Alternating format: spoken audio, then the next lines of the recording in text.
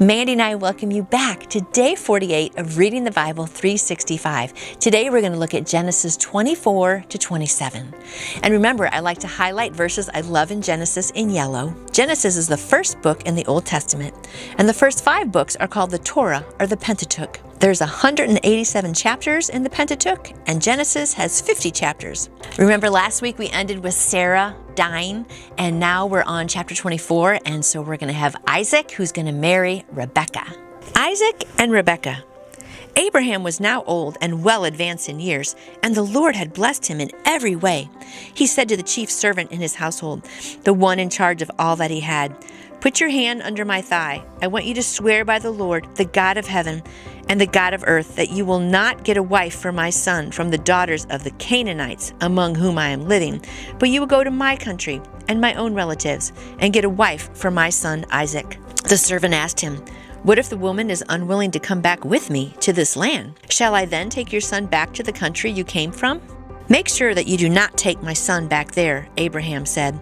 "The Lord, the God of heaven, who brought me out of my father's household and my native land, and who spoke to me and promised me an oath, saying, 'To your offspring I will give this land,' he will send his angel before you, so that you can get a wife for my son from there. If the woman is unwilling to come back with you, then you will be released from this oath of mine.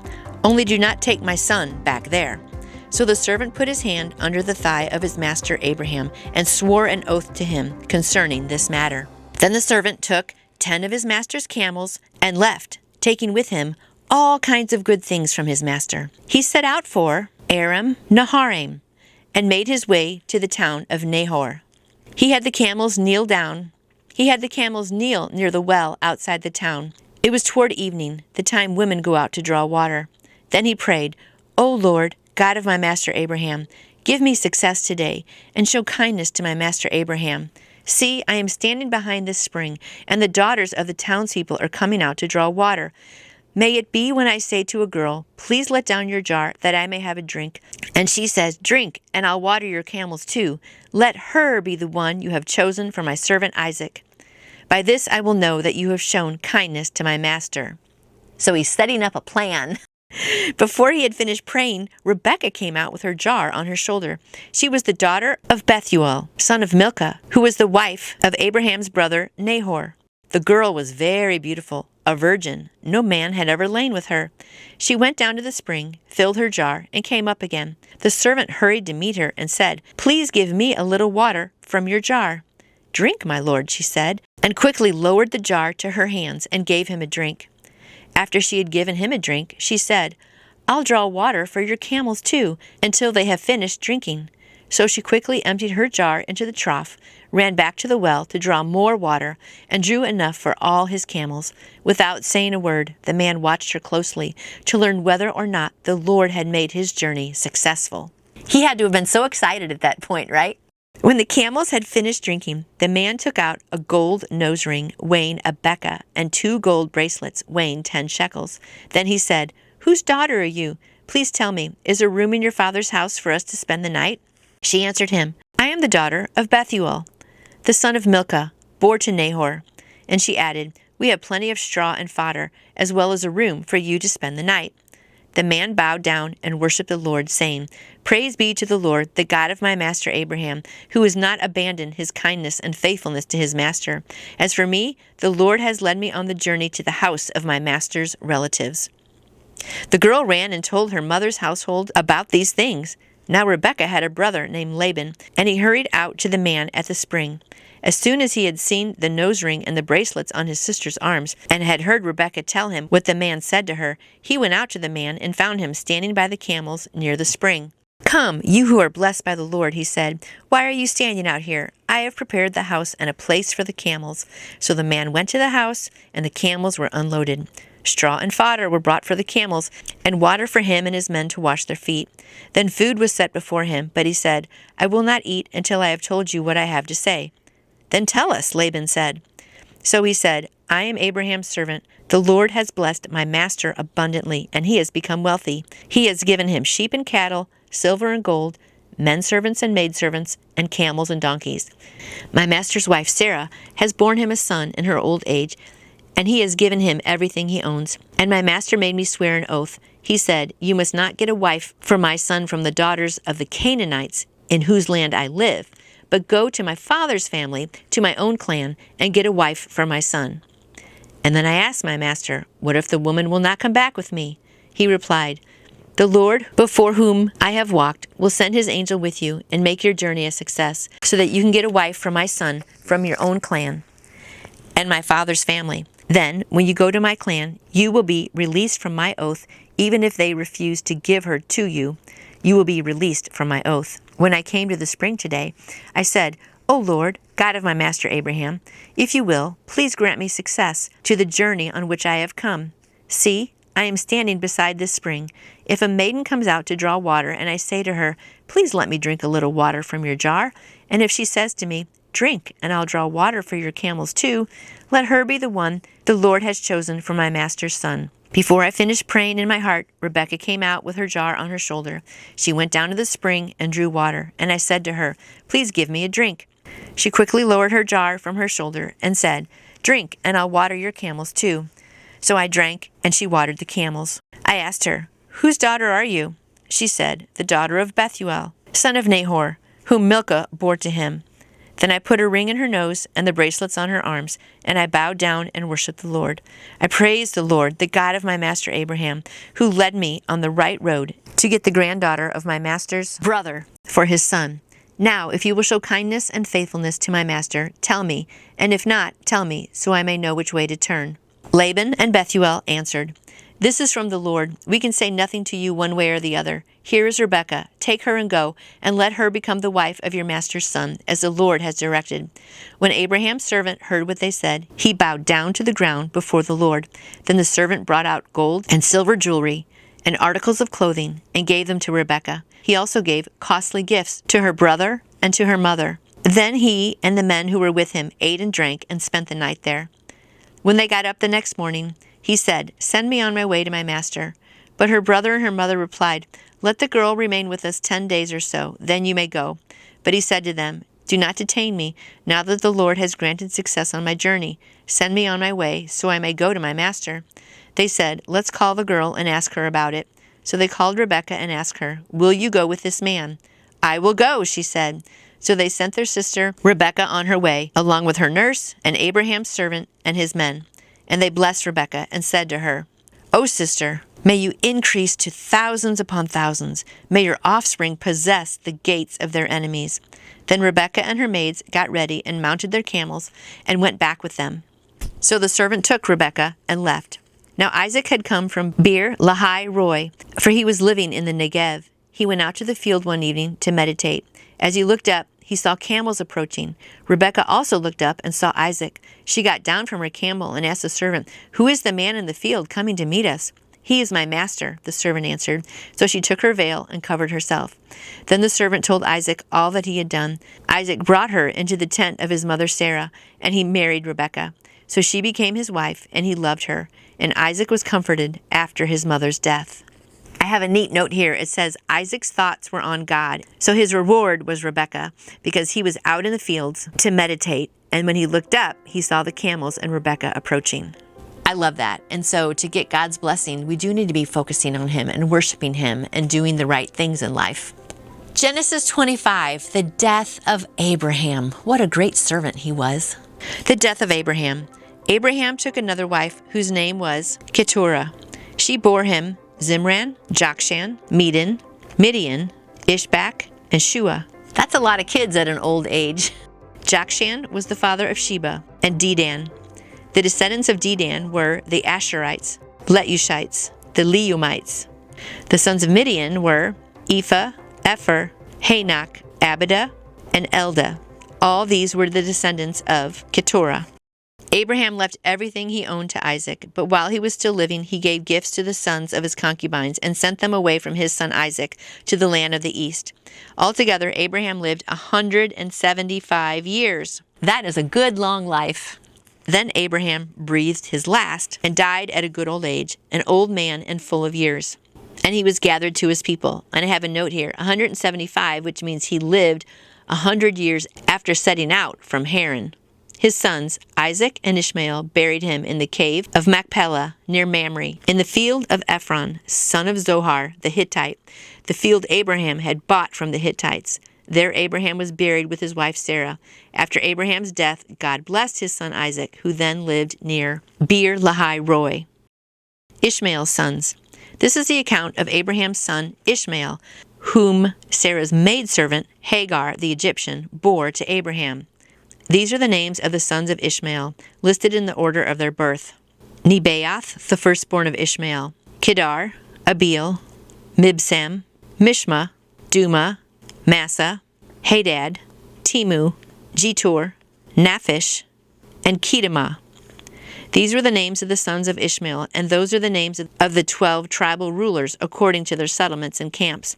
Altogether, Ishmael lived 137 years. He breathed his last and died, and he was gathered to his people. His descendants settled in the area from Havilah to Shur, near the border of Egypt, as you go toward Asher. And they lived in hostility toward all their brothers. And just a little note there. So they're living in hostility to their brothers. So again, remember how Sarah and Abraham ran ahead of God and they gave Hagar to go and have a child with Abraham? Well, then all of his descendants rise up and then they're enemies of the chosen people. And so that's why we just cannot run ahead of God. Jacob and Esau. This is the account of Abraham's son, Isaac. Abraham became the father of Isaac, and Isaac was 40 years old when he married Rebekah, daughter of Bethuel, the Aramean, from Padan Aram, and sister of Laban, the Aramean. Isaac prayed to the Lord on behalf of his wife because she was barren. The Lord answered his prayer, and his wife Rebekah became pregnant. The babies jostled each other within her, and she said, "Why is this happening to me?" So she went to inquire of the Lord. The Lord said to her, 2 nations are in your womb, and 2 peoples from within you will be separated. One will be stronger than the other, and the older will serve the younger. That's a very important detail we have to pay attention to. When the time came for her to give birth, there were twin boys in her womb. The first to come out was red, and his whole body was like a hairy garment, so they named him Esau. After this, his brother came out, with his hand grasping Esau's heel, so he was named Jacob. Isaac was 66 years old when Rebekah gave birth to them. And Jacob means to seize or to be behind, so that's an important detail for later too. The boys grew up, and Esau became a skillful hunter, a man of the open country, while Jacob was a quiet man, staying among the tents. Isaac, who had a taste for wild game, loved Esau, but Rebekah loved Jacob. Once when Jacob was cooking some stew, Esau came in from the open country, famished. He said to Jacob, "Quick, let me have some of that red stew. I am famished." That is why he is also called Edom. Jacob replied, "First, sell me your birthright." "Look, I am about to die," Esau said. "What good is the birthright to me?" But Jacob said, "Swear to me first." So he swore an oath to him, selling his birthright to Jacob. Then Jacob gave Esau some bread and some lentil stew. He ate and drank and then got up and left. So Esau despised his birthright. You know that's not going to end well. Okay, I've got a couple notes here on the side. The birthright is given to the firstborn, and they are in charge of the father's estate. The firstborn, the oldest, gets a double portion, and the youngest only gets 1 portion. And then I have here, he gave up so much for so little. He gave up his future to satisfy a temporary appetite. And while we're not dealing with birthrights so much these days, but is there something in the moment that you gave up that in the future is going to affect your life? Like what temporary, momentary thing? We do this so often, right? A lot of people too. I mean, just think about getting into drugs and drinking and all that. For the moment you think, this is going to make me happy. I'm going to do this for the moment. And later it only leads to pain. So we have to think about our futures, right? And not just give in to the momentary pleasures. Let's read about the twins. The twins were finally born. The older was covered with red hair like a fur coat, and they named him Esau. He was also called Edom, which is the Hebrew word for red. The younger came out grasping Esau's heel with his hand, so they named him Jacob, which means grasp the heel.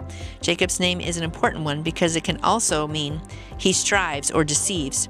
Both meanings prove prophetic over the course of his life, the deception part coming into play in just the next few verses. So then remember that Esau came in and he was famished, and he says, "Sell me your birthright." He even made sure to put Esau on the hook by having him swear an oath. Jacob's grasping and deceiving ways are on full display here. Esau, on the other hand, proved to be impulsive and short-sighted.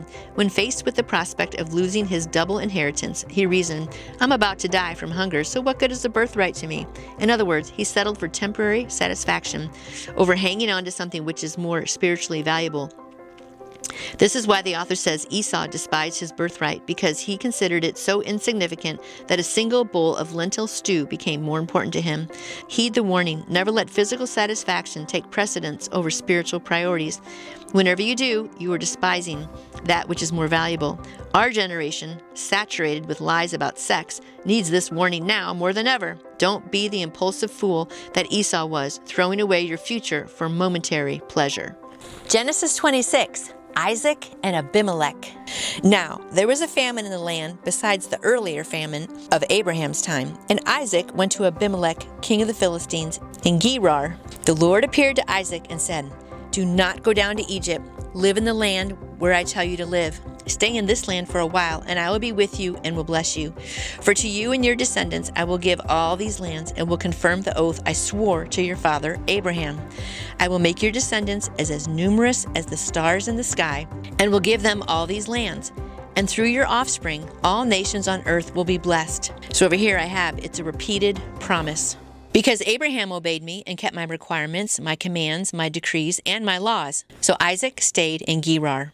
Then the men of that place asked him about his wife, and he said, She is my sister. Because he was afraid to say, She is my wife, he thought, the men of this place might kill me on account of Rebekah, because she is beautiful. Seriously, Abraham did that twice, and now Isaac is doing the same thing. Truly, these men are hard-headed. They are not learning from their mistakes. When Isaac had been there a long time, Abimelech, king of the Philistines, looked down from the window and saw Isaac caressing his wife Rebekah. So Abimelech summoned Isaac and said, She is really your wife. Why did you say, She is my sister? Isaac answered him, Because I thought I might lose my life on account of her. Then Abimelech said, What is this you have done to us? One of the men might well have slept with your wife, and you would have brought guilt upon us. So Abimelech gave orders to all the people, Anyone who molests this man or his wife will surely be put to death. Isaac planted crops in that land, and the same year reaped 100-fold, because the Lord blessed him. The man became rich, and his wealth continued to grow until he became very wealthy. He had so many flocks and herds and servants that the Philistines envied him. So all the wells that his father's servants had dug in the time of his father Abraham, the Philistines stopped up, filling them with earth. Then Abimelech said to Isaac, Move away from us. You have become too powerful for us. So Isaac moved away from there and encamped in the valley of Gerar and settled there. Isaac reopened the wells that had been dug in the time of his father Abraham, which the Philistines had stopped up after Abraham died, and he gave them the same names his father had given them. Isaac's servants dug in the valley and discovered a well of fresh water there. But the herdsmen of Gerar quarreled with Isaac's herdsmen and said, The water is ours. So he named the well Esek, because they disputed with him. Then they dug another well, but they quarreled over that one also. So he named it Sitnah. He moved on from there and dug another well, and no one quarreled over it. He named it Rehoboth, saying, Now the Lord has given us room, and we will flourish in this land. From there he went up to Beersheba. That night the Lord appeared to him and said, I am the God of your father Abraham. Do not be afraid, for I am with you. I will bless you and will increase the number of your descendants for the sake of my servant Abraham. Isaac built an altar there and called on the name of the Lord. There he pitched his tent, and there his servants dug a well. Meanwhile, Abimelech had come to him from Gerar with Ahuzath, his personal advisor, and Phicol, the commander of his force. Isaac asked them, Why have you come to me, since you were hostile to me and sent me away? They answered, We saw clearly that the Lord was with you, so we said, There ought to be a sworn agreement between us and you. Let us make a treaty with you, that you will do us no harm, just as we did not molest you, but always treated you well, and sent you away in peace. And now you are blessed by the Lord. Isaac then made a feast for them, and they ate and drank. Early the next morning, the men swore an oath to each other. Then Isaac sent them on their way, and they left him in peace.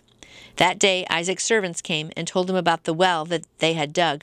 They said, We found water. He called it Sheba, and to this day the name of the town has been Beersheba. When Esau was 40 years old, he married Judith, daughter of Beeri, the Hittite, and also Basemath, daughter of Elon, the Hittite. They were a source of grief to Isaac and Rebekah. And I have out here, because they did not marry into the faith family. Genesis 27, Jacob gets Isaac's blessing. When Isaac was old and his eyes were so weak that he could no longer see, he called for Esau, his older son, and said to him, "My son." "Here I am," he answered. Isaac said, "I am now an old man, and I don't know the day of my death. Now then, get your weapons, your quiver and your bow, and go out to the open country to hunt some wild game for me. Prepare me the kind of tasty food I like, and bring it to me to eat, so that I may give you my blessing before I die." Now Rebekah was listening as Isaac spoke to his son Esau. When Esau left for the open country to hunt game and bring it back, Rebekah said to her son Jacob, "Look, I overheard your father say to your brother Esau, 'Bring me some game and prepare me some tasty food to eat, so that I may give you my blessing in the presence of the Lord before I die.' Now, my son, listen carefully and do what I tell you. Go to the flock and bring me 2 choice young goats so I can prepare some tasty food for your father, just the way he likes it. Then take it to your father to eat so that he may give you his blessing before he dies." Jacob said to Rebekah his mother, "My brother Esau is a hairy man, and I am a man with smooth skin. What if my father touches me? I would appear to be tricking him and would bring down a curse on myself rather than a blessing." His mother said to him, "My son, let the curse fall on me. Just do as I say. Go and get them for me."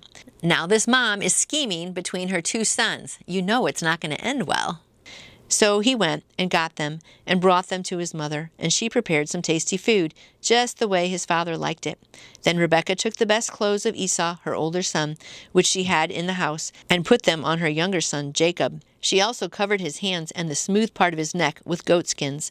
Then she handed her son Jacob the tasty food and the bread she had made. He went to his father and said, "My father." "Yes, my son," he answered. "Who is it?" Jacob said to his father, "I am Esau, your firstborn. I have done as you have told me. Please sit up and eat some of my game, so that you may give me your blessing." Isaac asked his son, "How did you find it so quickly, my son?" "The Lord your God gave me success," he replied. Now he's lying.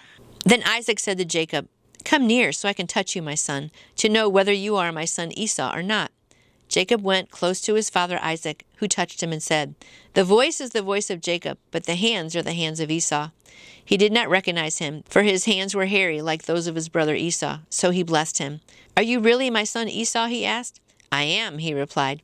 Then he said, "My son, bring me some of your game, so that I may give you my blessing." Jacob brought it to him, and he ate, and he brought him some wine, and he drank.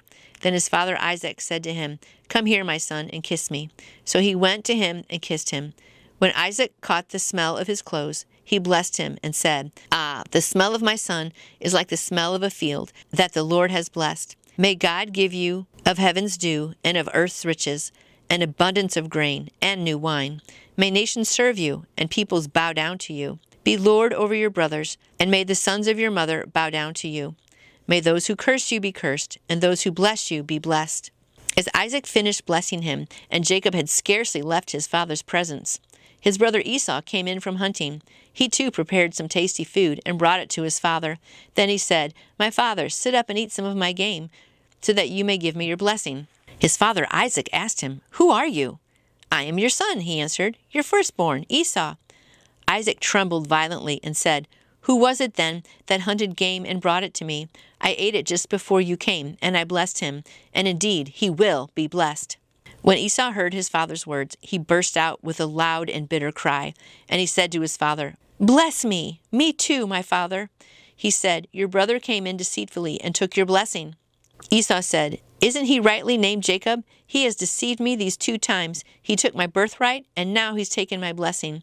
Then he asked, "Haven't you reserved any blessing for me?" Isaac answered Esau, "I have made him lord over you, and made all his relatives his servants, and I have sustained him with grain and new wine. So what can I possibly do for you, my son?"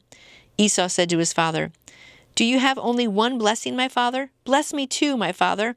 Then Esau wept aloud. His father Isaac answered him, "Your dwelling will be away from the earth's riches, away from the dew of heaven above. You will live by the sword, and you will serve your brother.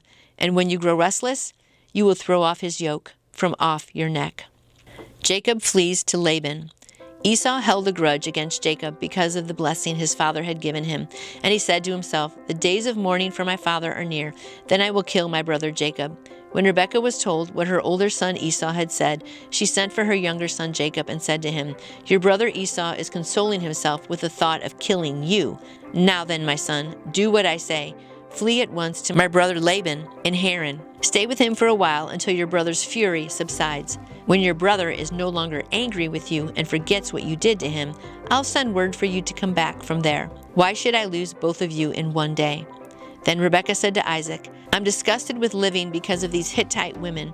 If Jacob takes a wife from among the women of this land, from Hittite women like these, my life will not be worth living." It's really a tragic story, isn't it? Let's read a little bit.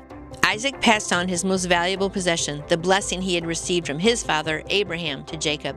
"May God give to you from the dew of the sky and the riches of the land an abundance of grain and new wine." In other words, heaven is going to rain down everything you need to get the promises of God fulfilled, son. The agricultural metaphor is a vivid one. It doesn't matter how hard you work on the land if God doesn't send the rain. Far too many of us are working hard to make something of our own lives without the blessing that can only come raining down from heaven. We don't need to work harder. We need to put ourselves in a position to receive God's blessing. Isaac repeated the classic covenant he had received from his father.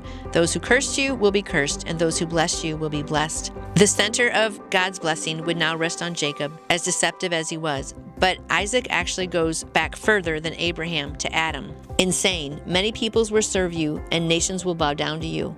Isaac was recalling the original kingdom authority given to Adam and Eve. With the blessing comes the responsibility to use our God-given authority, skills, talents, gifts, and opportunities in whatever garden He has placed us, to lead the way that honors God. If you enjoyed this message today, I would appreciate a thumbs up. I would also love it if you would subscribe to my channel and pass it along to other friends who want to strengthen their faith in Jesus. I would love a comment on what you liked and also future topics you would like me to talk about. I would also love to answer any question you may have about how to put your faith in Jesus, the Christmas story, Easter story, anything at all. You can contact me through my website, which is nancyjoy2u. That's nancyjoy, the number 2, the letter U.com. You can also email me at nancyjoy2u@gmail.com. Hope to see you tomorrow.